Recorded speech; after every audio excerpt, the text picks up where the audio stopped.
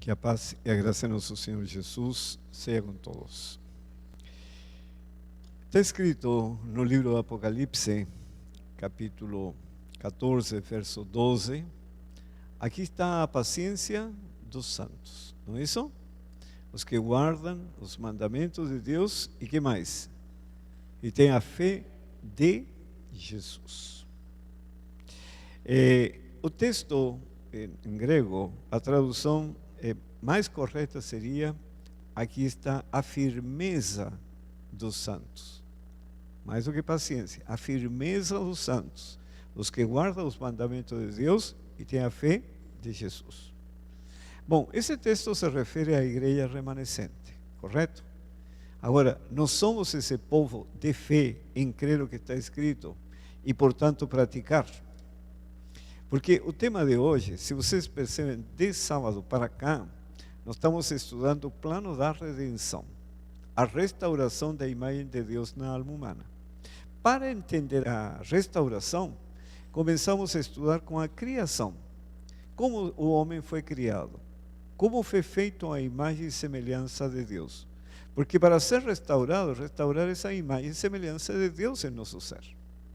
E no domingo vimos como foi a queda, o que aconteceu com o ser humano. Na criação ele recebeu a palavra, agora na queda a palavra de Deus. Na queda ele recebe a palavra de Satanás, se mistura com a palavra de Deus, a mente se corrompe e passa a ter a natureza carnal. E a partir daí ele é dominado pelas paixões. Como restaurá-lo? A palavra de Deus tem que ser implantada na mente. E vimos ontem que a função do espírito de profecia é nos abrir a palavra de Deus para poder entendê-la, praticá-la e o Espírito Santo enxertá-la em nossa mente para curar-nos e restaurar nossa mente. Só que faltou um elemento, que é o que nós vamos estudar agora, que um ponto eu tenho pulado 2 noites já, que está no Apocalipse capítulo 3.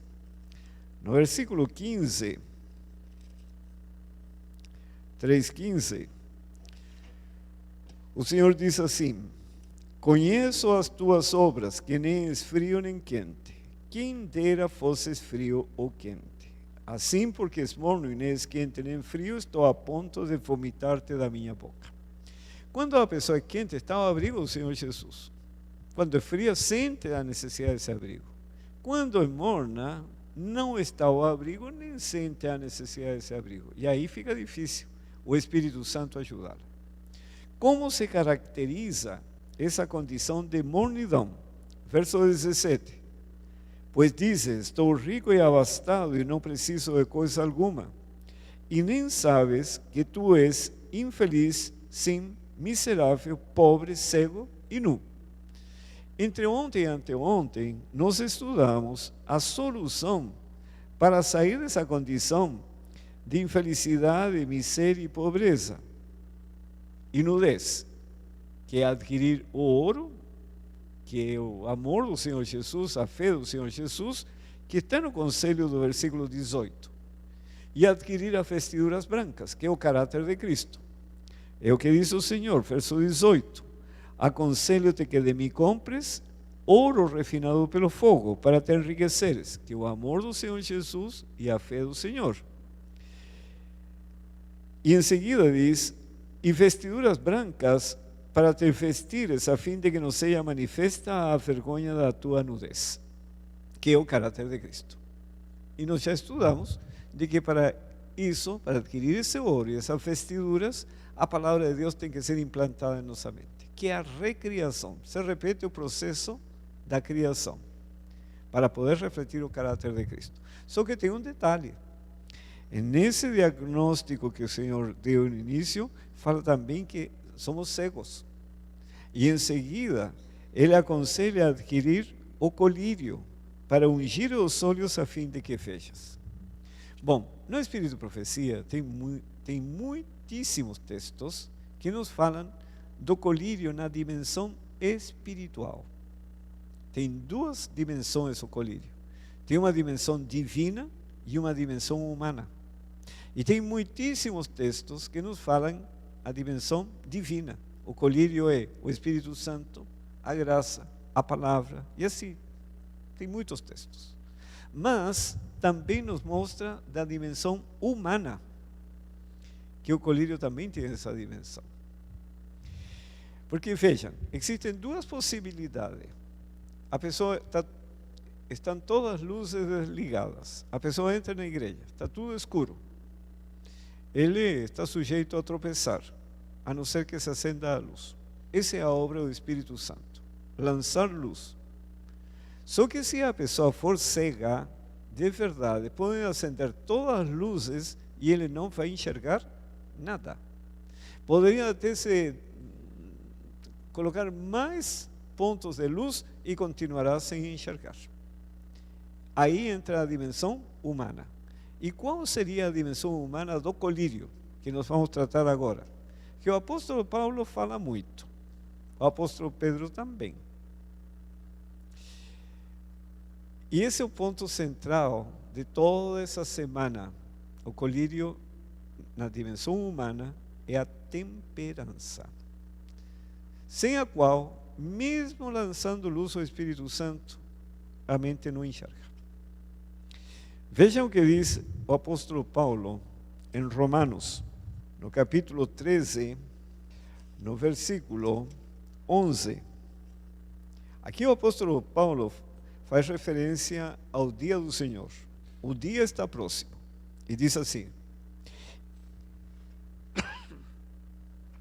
e digo isto a vosotros, que conheceis o tempo, já é hora de vos despertardes do sono, porque a nossa salvação está agora mais perto do que quando a princípio cremos.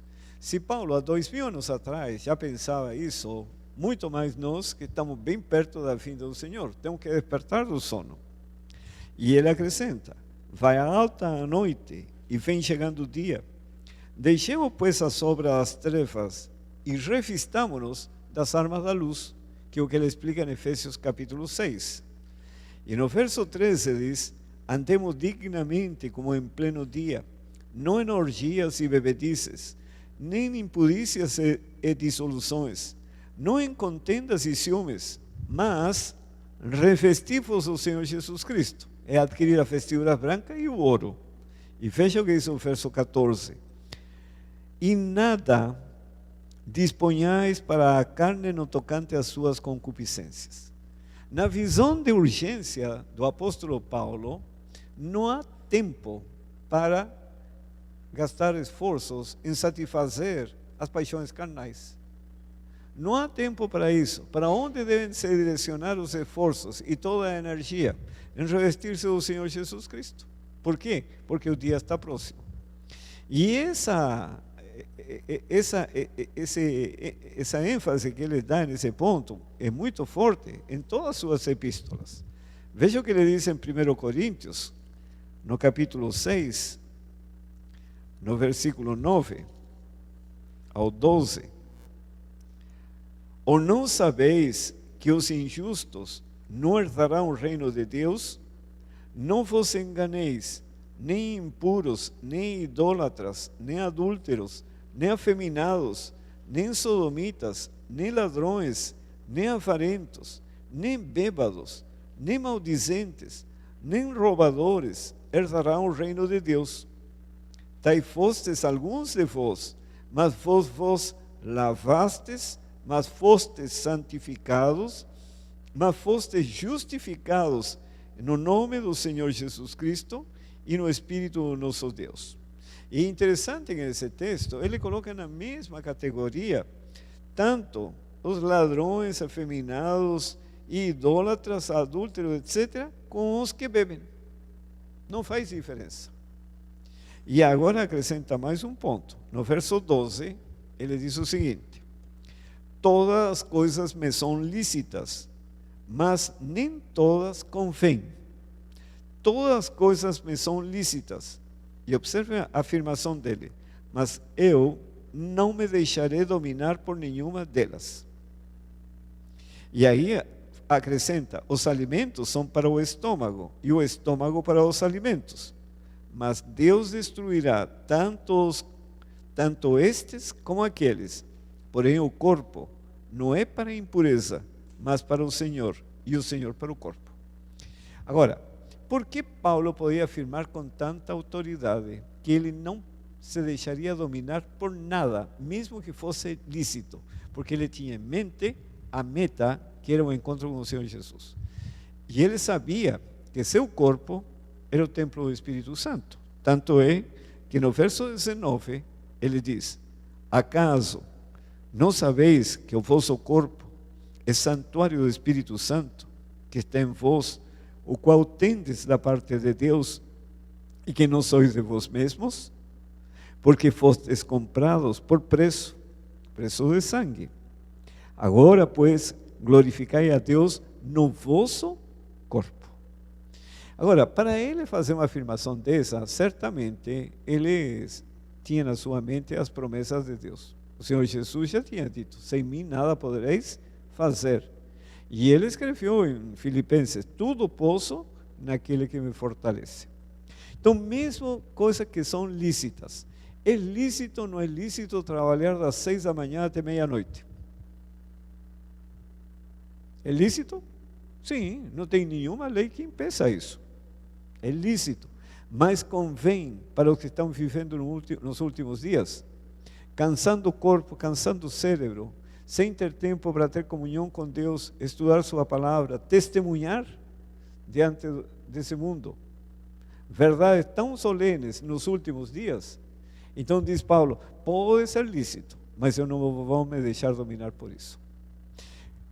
Isso em termos de excesso de trabalho. E agora eu pergunto: é lícito ou não é lícito uma pessoa comer a meia lata de leite moça? É lícito ou não é lícito? É lícito, não tem nada que impeça isso. Mas convém, para um propósito de ter uma mente clara, para ter percepção e poder compreender as impressões do Espírito Santo, porque isso vai fermentar. Isso é inevitável, é fisiológico. Então, Paulo diz: pode ser lícito, mas se não convém, eu não me deixo dominar por nada. E a seguir, no capítulo 9, ele dá um exemplo comparando-se a um atleta que se prepara para as Olimpíadas. No capítulo 9, no versículo 23, ele diz assim: tudo faço por causa do Evangelho, com o fim de me tornar cooperador com ele. Não sabeis vós que os que correm no estádio, todos na verdade correm, mas um só leva o prêmio? Correi de tal maneira que o alcanceis. E observem: todo atleta em tudo se domina, aqueles para alcançar uma coroa corruptível, nós, porém, a incorruptível. Assim corro também eu, observem, não sem meta, assim luto, não como desferindo golpes no ar. E Paulo tinha uma meta, tinha um caminho a ser seguido. Nada fazia ele modificar sua trajetória, porque eles queriam entrar no céu. E por causa disso, no verso 27, diz: mas esmurro o meu corpo e o reduzo à escravidão, para que, tendo pregado a outros, não venha eu mesmo a ser desqualificado. O que significa que esmurro o meu corpo e o reduzo à escravidão? Que ele sabia que esse corpo estava a serviço de uma mente santificada. E a mente não estava para serviço do corpo. Ele não vivia para condescender com ele, com os gostos dele, os desejos deles, mas ele vivia para servir e glorificar a Cristo na sua vida. Paulo estava certo ou estava errado? Ou era um exagero a vida dele? Entende? Essa é a visão de quem enxerga na direção que está correndo. E observe que ele, para fazer afirmações assim, esmurro meu corpo e reduzo a escravidão, com certeza na sua mente estava a palavra do Senhor Jesus: sem mim nada podereis fazer. E por isso que escreveu em Filipenses 4,13: tudo posso naquele que me fortalece. Em 2 Coríntios, ele escreve o seguinte, no capítulo 7, no versículo 1. Vejam como a visão de Paulo da integridade do ser humano como um todo. Tendo, pois, ó amados, tais promessas, purifiquemo-nos de toda impureza, tanto da carne como do espírito, aperfeiçoando a nossa santidade no temor de Deus, na obediência a Deus. Então, a purificação não é somente da dimensão espiritual, a purificação é a dimensão física, mental, espiritual, quer dizer, a restauração de um todo. E os estudos bíblicos que ele dava estavam dentro dessa linha. Veja o que está escrito em Atos 24. Ele dá um estudo bíblico a um governador romano. Verso 24. Passados alguns dias, vindo Félix com Drusila, sua mulher, que era judia, mandou chamar a Paulo e passou a ouvi-lo a respeito da fé em Cristo Jesus. Um estudo bíblico do apóstolo Paulo. Dissertando ele acerca da justiça, do domínio próprio e do juízo vindouro. Ficou Félix amedrontado e disse: por agora podes retirar-te, e quando eu te ver vagar, chamar-te-ei. 3 assuntos ensinados pelo apóstolo Paulo. Primeiro, qual foi? A justiça. E o que significa isso? A obediência à palavra de Deus. Segundo, domínio próprio, a temperança. Por que Paulo ensinou a temperança? Porque faz parte de um todo. Porque nós somos tanto parte física, dimensão física, como dimensão espiritual, psicossocial e mental. E ainda lhe falou do juízo. Esse é um estudo bíblico do apóstolo Paulo, que é um estudo bíblico da mensagem do terceiro anjo. Agora observem o que ele escreve em Gálatas, afirmações muito fortes. Capítulo 5, versículo 16. Esse texto eu acho impressionante. Digo, porém, andai no Espírito, e observem a afirmação que ele faz, e jamais satisfareis a concupiscência da carne. O que ele está dizendo? Se nós condescendermos com as paixões carnais, é porque não estamos andando no Espírito. Por isso ele diz, andai no Espírito. É fundamental. Andai no Espírito, e jamais satisfareis a concupiscência da carne. Porque a carne, quer dizer, as paixões, contendem contra o Espírito, e o Espírito contra a carne, porque são opostos entre si, para que não façais o que porventura seja o vosso querer. Mas se sois guiados pelo Espírito, não estáis sob a lei. E aqui ele menciona as obras da carne. Quais são as obras de uma vida dominada pelas paixões? Ora, as obras da carne são conhecidas e são prostituição, impureza, lascívia, idolatria, feitiçarias, inimizades, porfias, ciúmes, iras, discórdias, dissensões, facções, invejas, bebedices, glutonarias e coisas semelhantes a estas, a respeito das quais eu vos declaro, como já no passado vos preveni, que não herdarão o reino de Deus os que tais coisas praticam. O que eu fico impressionado nesse texto do apóstolo, que ele coloca em um mesmo pacote tanto a idolatria, feitiçarias, com bebedices e glutonarias. E tanto em um como no outro, a pessoa se desqualifica para entrar no céu, tendo a salvação na sua mão. O que é glutonaria? Glutão, comilão. Agora, por que coloca essa condição como sendo uma dificuldade para entrar no céu? Porque no excesso de comida fermenta o alimento, obscurece a mente, e aí a pessoa perde a percepção e perde também a capacidade de praticar a palavra de Deus. Por isso que ele coloca assim em um grupo. E observe o que ele fala depois no versículo 24. E os que são de Cristo Jesus, observem isso que está escrito aqui, isso aqui é tremendo. E os que são de Cristo Jesus crucificaram a carne com as suas paixões e concupiscências. Quer dizer, o grande teste nosso está, porque sempre que, quando eu dei muitos estudos bíblicos, e quando eu dava estudos bíblicos, as pessoas sempre me falavam o seguinte: não, Cristo está no meu coração, Jesus está no meu coração. Mas qual Jesus a pessoa colocou no seu coração? Um que fabricou ele na sua mente. Porque o fato de colocar o Senhor Jesus no coração implica em obediência estrita à palavra de Deus. Não é verdade?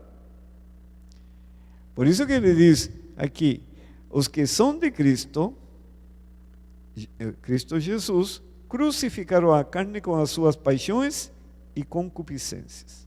Se vivemos no Espírito, andemos também no Espírito. E no capítulo 6, ele diz o seguinte, verso 7. Não vos enganeis, diz, de Deus não se zomba, pois aquilo que o homem semear, isso também se fará. Porque o que semeia para a sua própria carne, quer dizer, quem vive para satisfazer as paixões carnais, da carne colherá corrupção. Mas o que semeia para o Espírito, do Espírito colherá vida eterna. Então é bem claro, se nós atendermos aos reclamos da carne, certamente estamos semeando para a carne. Agora, em 1 Coríntios, ele faz uma afirmação mais tremenda ainda. Capítulo 3. Ele diz o seguinte no versículo 16: não sabeis que sois santuário de Deus e que o Espírito de Deus habita em vós? E observem, se alguém destruir o santuário de Deus, Deus o destruirá, porque o santuário de Deus, que sois vós, é sagrado. Os comentários bíblicos dizem que esse texto se refere à igreja, que se alguém destruir a igreja, Deus o destruirá. Mas todas as referências que estão no Espírito Profecia, sem exceção, diz que esse texto se refere ao nosso corpo. Se nós destruirmos o nosso corpo, Deus nos destruirá. E um texto que achei muito interessante está no Desejado de Todas as Nações, na página 161. Veja o que Ellen White escreveu a respeito desse templo. Desejado de Todas as Nações, página 161.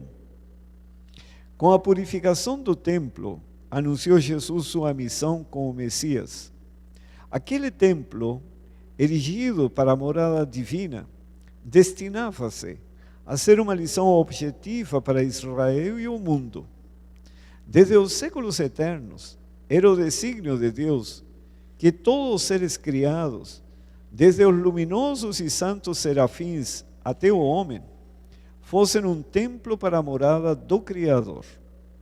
Devido ao pecado, a humanidade cessou de ser o templo de Deus. Obscurecido e contaminado pelo pecado, o coração do homem não mais revelava a glória da divindade. Pela encarnação do Filho de Deus, porém, cumpriu-se o desígnio do céu. Deus habita na humanidade e, mediante a salvadora graça, o coração humano se torna novamente um templo. O Senhor tinha em vista que o templo em Jerusalém, olha que lindo este texto. Qual era o propósito? O Senhor tinha em vista que o templo em Jerusalém fosse um testemunho contínuo do elevado destino franqueado a toda alma.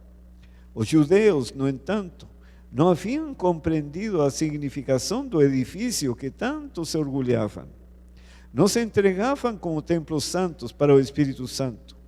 Os pátios do templo de Jerusalém, cheios de tumulto, de um tráfico profano, representavam com exatidão o templo da alma, contaminado por paixões sensuais e pensamentos profanos. Purificando o templo dos compradores e vendilhões mundanos, Jesus anunciou sua missão de limpar a alma da contaminação do pecado, dos desejos terrenos, das ambições egoístas, dos maus hábitos que a corrompem. E aqui cita vários textos bíblicos. Cita Malaquias, quando diz: de repente virá seu templo, Senhor, a quem vós buscais, um anjo do concerto a quem vós desejais. Eis que vem, diz o Senhor dos Exércitos. Mas quem suportará o dia da sua vinda? E quem subsistirá quando ele aparecer? Porque ele será como o fogo do ourives, e como o sabão dos lavandeiros, e assentar-se-á, afinando e purificando a prata, e purificará os filhos de Levi, e os afinará como o ouro e como a prata. E depois cita 1 Coríntios 3, 16, 17, e diz assim: não sabeis vós que sois o templo de Deus, e que o Espírito de Deus habita em vós? Se alguém destruir o templo de Deus, Deus o destruirá, porque o templo de Deus que sois vós é santo. Vocês percebem? A associação que aquele templo era um exemplo da obra de Deus em transformar-nos. Então, isso é muito importante, porque se nós anteciparmos nossa morte por maus hábitos, antes de Deus ter formado o caráter de Cristo em nós, nos perdemos a vida eterna. Por isso que diz: Deus o destruirá. E vejam, e este assunto é tão sério que até na escolha dos oficiais da igreja, a temperança é um dos pré-requisitos. Veja o que ele escreveu em Tito, capítulo 1. Até na escolha dos oficiais da igreja, no versículo 5, deveres e qualificações dos ministros. Por esta causa te deixei em Creta, para que pusesses em ordem as coisas restantes, bem como em cada cidade constituísses presbíteros, conforme te prescrevi. Alguém que seja irrepreensível, marido de uma só mulher, que tenha filhos crentes, que não são acusados de dissolução, nem são insubordinados.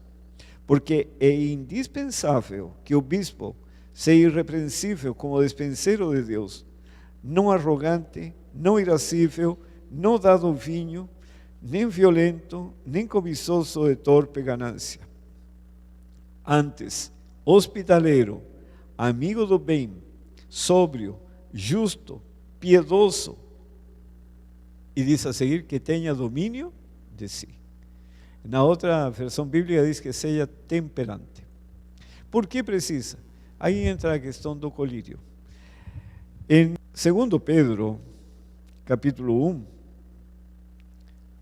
nos fala algo muito interessante também. No versículo 3, diz o Senhor: visto como pelo seu divino poder nos têm sido doadas todas as coisas que conduzem à vida e à piedade, pelo conhecimento, a palavra de Deus, o conhecimento completo daquele que nos chamou para a sua própria glória, para ter seu próprio caráter e virtude, pelas quais nos têm sido doadas as suas preciosas e muito grandes promessas, para que por elas vos torneis coparticipantes da natureza divina, livrando-vos, observem, da corrupção das paixões que há no mundo. Quer dizer, esse é o propósito, livrar-nos da corrupção e santificar-nos. Por isso mesmo, vós, reunindo toda a vossa diligência, associai com a vossa fé a virtude, com a virtude o conhecimento, com o conhecimento o domínio próprio, com o domínio próprio a perseverança, com a perseverança a piedade, com a piedade a fraternidade e com a fraternidade o amor.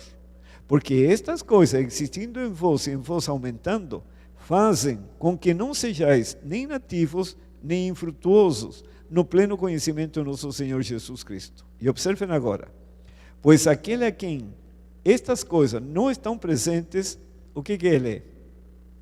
Cego. O que ele está faltando? De acordo com o texto do Apocalipse, o colírio. A quem está faltando estas coisas é cego, vendo só o que está perto, esquecido da purificação dos seus pecados de outrora. Esquecido de que precisa ser purificado de todos os pecados que foram perdoados. E diz a seguir: por isso, irmãos, procurai com diligência, cada vez maior, confirmar a vossa vocação, o chamado e eleição de Deus, porquanto, procedendo assim, não tropeçareis em tempo algum, pois desta maneira é que vos será amplamente suprida a entrada no reino eterno de nosso Senhor e Salvador Jesus Cristo. ¿De que maneira? Simplesmente, como diz no versículo 5, reunindo toda a vossa diligência, associai com a vossa fé a virtude o conhecimento, com o conhecimento o domínio próprio, com o domínio próprio a perseverança, com a perseverança a piedade, com a piedade a fraternidade, com a fraternidade o amor. Verso 10, por isso, irmãos, procurai com diligência cada vez maior confirmar a vossa vocação. No verso 11, pois desta maneira é que vos será amplamente suprida a entrada no reino eterno de nosso Senhor e Salvador Jesus Cristo. Irmãos, e se formos de uma outra maneira, nos será permitido entrar no céu indo de outra maneira? Não. Por isso o Senhor nos diz, temos que crescer nesse sentido, e aí entra a temperança. Bom, esse gráfico, vocês já viram, aqui está a mente de Cristo. Através da inspiração, colocaram pensamentos, ideias na mente dos profetas, e estes escreveram a palavra de Deus. Profetas e apóstolos. A obra do Espírito Santo, despertar a mente humana, o interesse pela palavra de Deus, convencendo do pecado, da justiça e do juízo, conduzindo ao arrependimento e aceitação da palavra, e quando a mente humana aceita, o Espírito Santo lhe concede forças sobrenaturais para praticar. Ao praticar, a mente de Cristo é comunicada para a mente humana pela palavra de Deus. Certo? Esse é o plano da redenção, é restaurar nossa mente. Só que a mente humana, e aí aparece o fruto do Espírito, a mente humana está hospedada em uma estrutura formada por mais de 100 bilhões de neurônios, é uma estrutura física. Então, para a mente humana receber a palavra, precisa da faculdade da percepção, discernimento, raciocínio, memória. E tudo isso depende de hábitos físicos. Por esse motivo, quando se fala de reforma de saúde, se está falando de hábitos temperantes. E o que significa isso? Hábitos físicos corretos. Simplesmente isso. Hábitos físicos corretos. Então, a temperança está associada à santificação, que é o que nós temos estudado essa semana. Está associada à saúde, porque é a proteção do corpo, que tem sido os assuntos que também abordados. Está associada com a adoração, porque é impossível adorar a Deus em espírito e em verdade com uma natureza carnal dominante. Porque aí a pessoa adora a Deus pelas paixões. Mas o Senhor procura aqueles que o adoram em espírito e em verdade, quer dizer, com uma natureza espiritual e de acordo com a palavra. E está associada também com a missão, através da obra médico-missionária, que é o que nós vamos estudar, se Deus permitir, sexta-feira à noite. Agora bem, é interessante compreender nesse grande conflito, não somente a estratégia do Senhor para nos restaurar, mas compreender a estratégia de Lúcifer, porque ele é uma realidade e se opõe a toda a obra de Deus. Lembrando-nos dos 7 períodos que o livro Apocalipse nos apresenta a história da igreja, desde o tempo da cruz até a segunda vinda do Senhor, nós temos o período representado por Éfeso, que significa pureza, Esmirna, cheiro suave, um período em que muitos mártires foram sacrificados, por isso se chama cheiro suave, porque fazendo uma alusão aos sacrifícios. Quando se sacrificavam esses cordeiros inocentes, sabe? E se queimava esse animal, subia como um cheiro suave ao Senhor. Não significa que Deus estava cheirando a carne queimada, Mas o que ele via por trás disso era um pecador arrependido com fé no futuro sacrifício de Cristo. E todos estes mártires foram mortos, sabe, como um sacrifício ao Senhor. E por isso que foi representado por Esmirna, que faz do ano 100 ao ano 313, que é a época que Constantino, o imperador romano, se diz convertido ao cristianismo, por interesses políticos, para conseguir o apoio de toda a comunidade cristã, que era muito grande naquela época. Só que aí houve um problema sério. Enquanto foi o período dos apóstolos e a época do Senhor Jesus, Lúcifer se opôs à obra de Deus, perseguindo a igreja, utilizando-se dos judeus. Você se lembra toda a história? Crucificaram o Senhor Jesus, enfim. Mas do ano 100 ao ano 313, continuou a perseguição à igreja, mas utilizando-se agora dos romanos. O tempo de que eram queimados, crucificados, lançados aos leões, etc. Depois da conversão de Constantino, essa pseudo-conversão, muitos romanos pagãos entraram no cristianismo, com todo o seu paganismo. Por isso que está escrito no livro do Apocalipse, que nesse período se estabelece o trono de Satanás na igreja. A igreja se paganiza e entra a idolatria, que vai de 313 a 538, quando o imperador Justiniano, tá, concede poderes especiais ao bispo de Roma, nomeando como chefe de toda a igreja cristã do império. Surge a figura do primeiro papa, na verdade. E lhe deu um título, corretor de hereges. Então podia se usar da autoridade para punir os opositores à estrutura da igreja. Já tinha entrado dogmas, idolatria e etc. Mas ele não conseguiu destruir a igreja nesse tempo. A igreja sempre teve fiéis. Aí ele, agora, dado que o bispo de Roma tinha todos esses poderes, Lúcifer se utiliza da estrutura da igreja para tentar destruir os fiéis. Mas ele não conseguiu. É o período de Tiatira. Tiatira significa constrição. Uma igreja que sofreu muito, o período da Inquisição. Muitos foram mortos. Segundo historiadores, entre 6 milhões e 50 milhões de pessoas. Alguns dizem 50, outros 6, outros falam 20. Muita gente foi morta. Mas a igreja de Cristo continuou. Aí veio a Reforma Protestante, 1517. Lutero e muitos reformadores. E eles fizeram algo muito importante. Traduziram os manuscritos para as línguas modernas, que se encontravam em latim, em grego e também em hebraico. E traduziram tudo para as línguas modernas, alemão, francês, etc. Isso provocou um despertamento, principalmente apoiado pelos sinais da segunda vinda de Cristo. Em 1º de novembro de 1755, o terremoto de Lisboa. Em 1780, 19 de maio, foram dois grandes sinais, o dia escuro e a noite escura. Em 1833, 13 de novembro, foi a chuva de estrelas. E isso produziu um despertamento na cristandade, porque agora a Bíblia estava traduzida.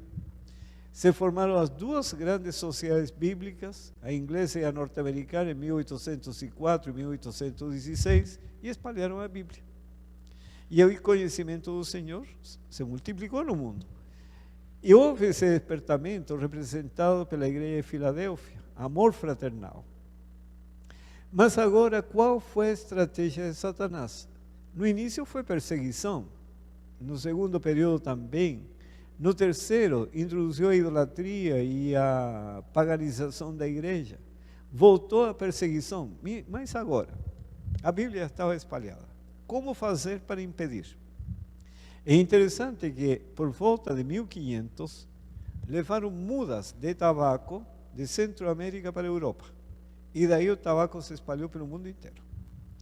Em 1755, quando foi o grande terremoto de Lisboa, que é o primeiro sinal da vinda de Cristo, em volta desses anos, surge a Revolução Industrial.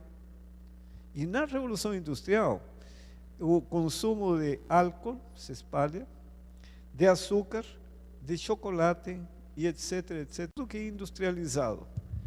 Com que propósito isso?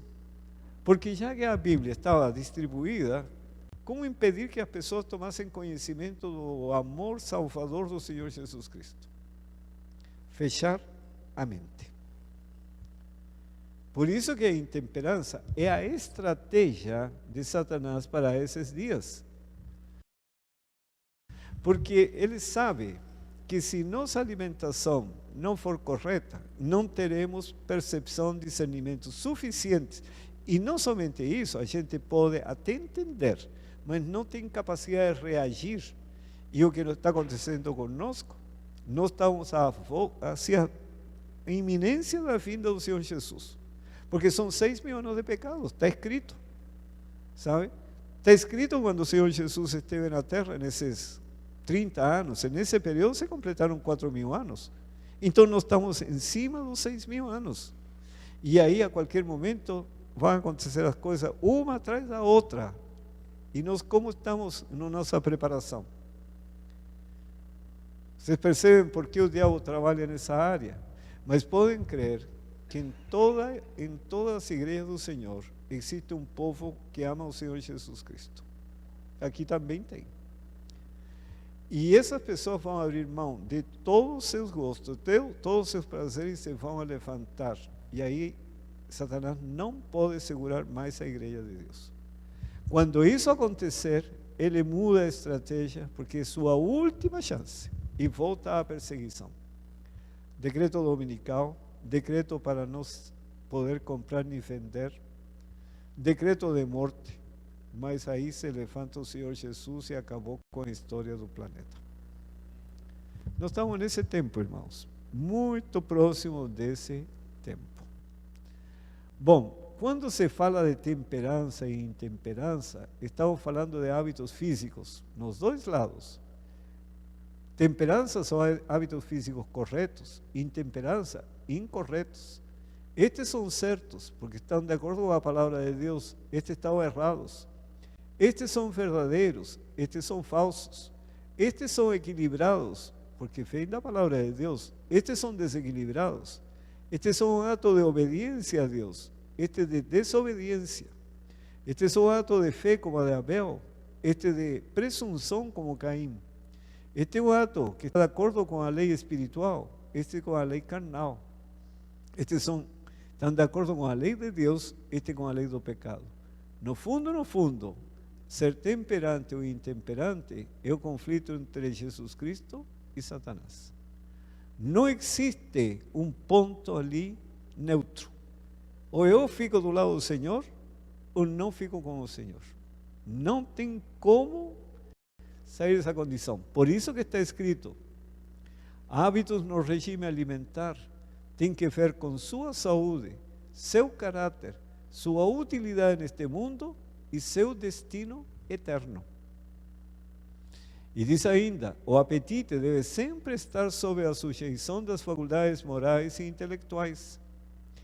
E observem aqui, os que violam as leis da saúde ficarão mentalmente cegos e transgredirão a lei de Deus. Por isso que eu falei no início que tem essa dimensão humana, o colírio. Não é só uma dimensão divina. E veja este texto que tem desejado de todas as nações. Todos quantos querem aperfeiçoar a santidade no temor de Deus, têm que aprender as lições da temperança e do domínio próprio. Quer dizer, não é opcional. Se quisermos aperfeiçoar nossa santidade, precisamos aprender essas lições. Por que motivo? Esta autodisciplina é essencial àquela resistência mental e visão espiritual que nos habilitarão para compreender e praticar as sagradas verdades da palavra de Deus. Eu não é o colírio. É a dimensão humana do colírio. Essa história de pontos de salvação é a mesma coisa do Enem. Sabe o que é o Enem? Não sabe, né? No Brasil, existe um exame para todos os alunos.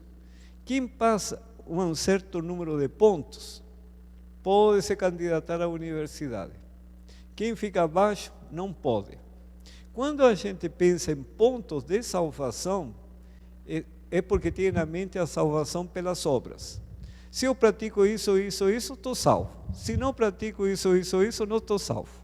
Isso não existe. A palavra de Deus nos leva primeiro, a confiar no Senhor Jesus. Quando eu confio na liderança dele, sabe? Eu não estou nem preocupado se isso me leva ou não me leva para o céu. Eu passo a fazer isso porque é correto e porque é da vontade do Senhor. E então eu procuro glorificar a Deus. Sabe? Porque nós não temos condições de avaliar até que ponto isso vai interferir na minha preparação para o céu. Aqui está falando que oscurece a mente. Agora, isso porque tem o espírito de profecia, mas as palavras de Paulo, quando diz que ele não corria sem meta, que ele subjugava seu corpo. Então a gente não conseguimos discernir por que ele estava falando isso, mas ele entendia. Agora o espírito de profecia, nos sábios, diz, é necessário. Por isso que nos fala, é por esta razão que a temperança tem seu lugar na obra de preparação para a segunda vinda de Cristo. Então, se o Senhor me está dizendo que tem seu lugar, quem sou eu, sabe, para achar que não é importante? Se Deus me está dizendo. E veja o que diz a seguir. Toda transgressão das leis da vida física é uma transgressão das leis de Deus. Então é pecado. Caso os hábitos físicos não estejam corretos, as faculdades mentais e morais não podem ser fortes, pois existe grande relação entre o físico e a moral. Essas são coisas que Deus está falando. Ninguém que professa a piedade considere com indiferença a saúde do corpo e se lisonjeie de que a intemperança não seja pecado e não lhe afete a espiritualidade. Então, é o Senhor que está dizendo isso. Existe íntima correspondência entre a natureza física e a moral. A norma da virtude é elevada ou degradada pelos hábitos físicos. Os hábitos errôneos no comer e beber levam a erros em pensar e agir. Quer dizer, afeta o funcionamento do cérebro.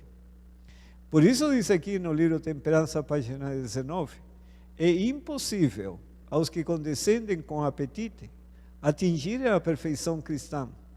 O Espírito de Deus não pode vir em nosso auxílio e ajudar-nos no aperfeiçoamento do caráter cristão, que é o que falei no início. Se você é cego, entra na igreja, está tudo desligado, não tem nenhuma luz acesa. Aí acendem-se as luzes. Quem tem os olhos abertos, enxerga. E quem é cego? Não enxerga nada. Então, mesmo que se aumente o número de luzes, continua não enxergando, que é o que acontece aqui. O Espírito Santo lança a luz, impressiona as mentes, mas a pessoa não discerne por causa de hábitos intemperantes. Hoje, há entre os professos cristãos muitos que aferiam de julgar que Daniel era mesquinho e fanático. Eles consideram a questão do comer e beber como de muita pequena importância para exigir tão decidida resistência. Mas os que assim raciocinam notarão no dia do juízo que se desviaram das expressas recomendações de Deus e se apoiaram em sua própria opinião como norma para o certo e o errado. E vejam agora, quando se descobre isso? No dia do juízo. Descobrirão que aquilo que lhes parecera sem importância não fora assim considerado por Deus.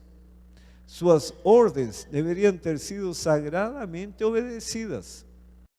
Os que aceitam e obedecem a um de seus preceitos, porque lhes convém, ao passo que rejeitam o outro, porque sua observância haveria de requerer sacrifício, rebaixam a norma do direito e, por seu exemplo, levam outros a considerarem levianamente a lei de Deus. Assim, diz o Senhor, deve ser nossa regra em todas as coisas. Esse é um princípio básico. E observem o que diz o livro Temperança, página 138.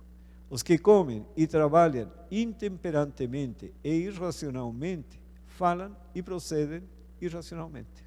Afeta o funcionamento do cérebro. Se o homem alimentar de boa vontade a luz que Deus em misericórdia lhe dá acerca da reforma de saúde, observe, pode ser santificado mediante a verdade, porque a palavra entra, e tornado apto para a imortalidade.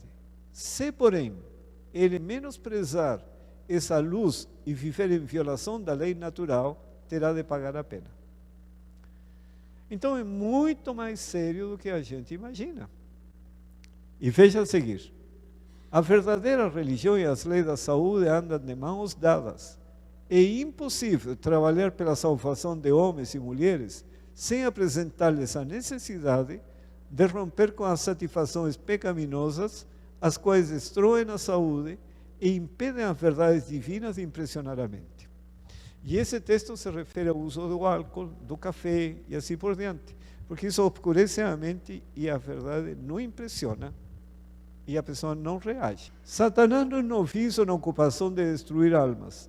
Ele bem sabe que se lhe for possível induzir homens e mulheres a hábitos errôneos no comer e beber, adquiriu em alto grau o controle de sua mente e das paixões inferiores. E observem agora. No princípio, o homem comia dos frutos da terra, mas o pecado introduziu o uso de carne de animais mortos como alimento. Esse regime atua diretamente no sentido contrário do espírito de genuíno refinamento e de pureza moral. Deus requer que seu povo seja temperante em tudo. Então Deus sabe o que está falando. Ele sabe que o consumo de carne vai fortalecer as paixões e vai ser mais difícil ser paciente, tolerante, e vai ser muito mais difícil desenvolver-se espiritualmente. E por isso diz, devemos mudar. Há em nossas instituições pessoas que pretendem crer nos princípios da reforma de saúde e que todavia condescendem com o uso de alimentos cárneos, e outros que sabem serem prejudiciais à saúde. E observem aqui. Digo a esses, em nome do Senhor, não aceiteis cargos em nossas instituições enquanto vos recusais a viver os princípios que nossas instituições representam. Desobstruí a estrada do rei. Deixai de bloquear o caminho da mensagem que ele envia. Então, é sério ou não é sério o assunto? É muitíssimo sério. E vejam, o assunto da reforma de saúde tem sido apresentado nas igrejas. A luz, porém, não tem sido recebida de coração. As condescendências egoístas, destruidoras da saúde, de homens e mulheres, têm anulado a influência da mensagem, e observem, que deve preparar um povo para o grande dia de Deus. Se as igrejas esperam ter poder, terão de pôr em prática a verdade que lhes deu.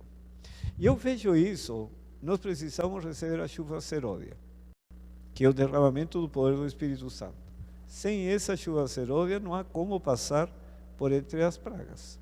Não há como encerrar a pregação do Evangelho.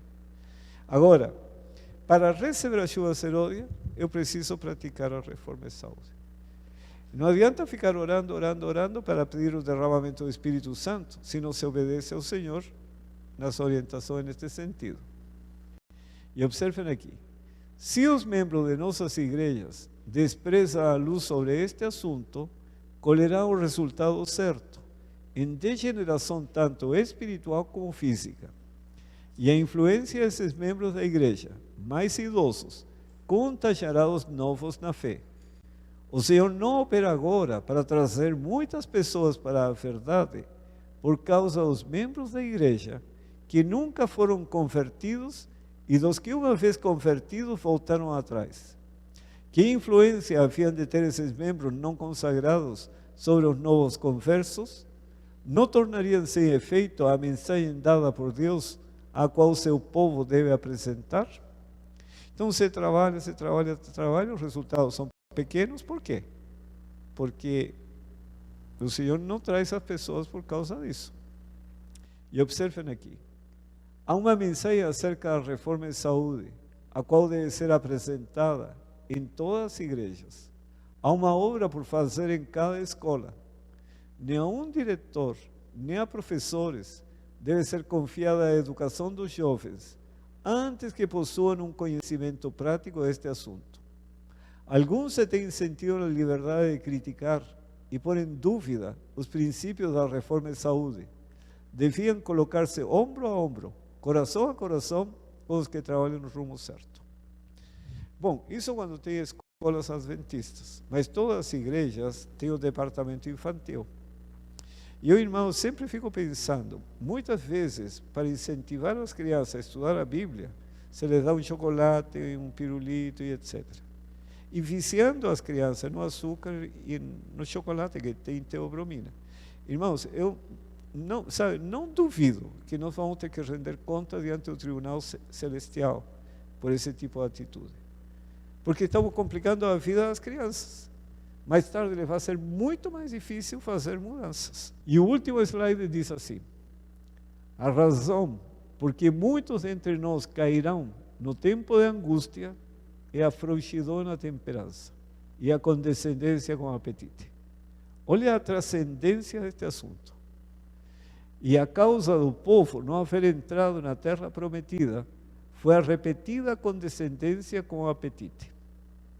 E o último texto diz: nenhum de vós tem visto a necessidade da reforma de saúde, mas quando as pragas de Deus estiverem ao vosso redor, quer dizer, 1000 caindo de um lado e 10.000 à direita, então vereis os princípios da reforma de saúde e a estrita temperança em tudo. E observem, essa temperança unicamente é o fundamento de todas as graças que vêm de Deus, de todas as vitórias a serem ganhas. Quer dizer, quando se construiu esse prédio, há muitos anos, imagino, a primeira parte é construir o alicerce, e em cima do alicerce se construiu isso. Para construir nossa natureza espiritual, o fundamento é a temperança.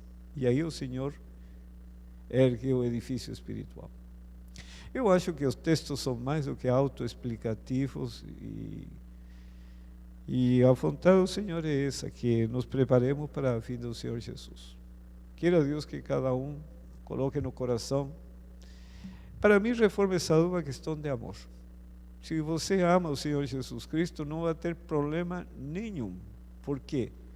Quem ama, diz o Senhor, se me amais, guardareis meus mandamentos, a minha palavra. Reforma de saúde é comunhão com Deus.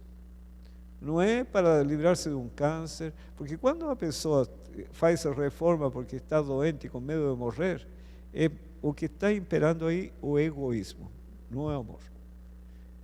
Quando a pessoa faz esse tipo de mudança é porque quer se livrar da morte, sabe?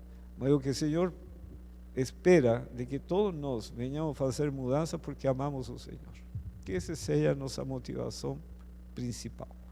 Vamos encerrar cantando o hino, um hino que é uma oração.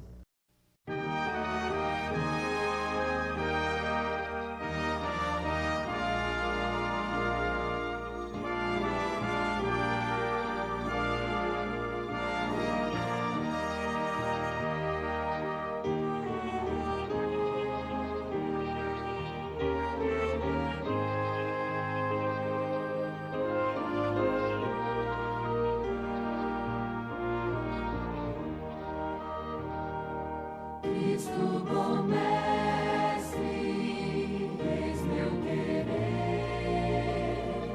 tua vontade sempre cumprir.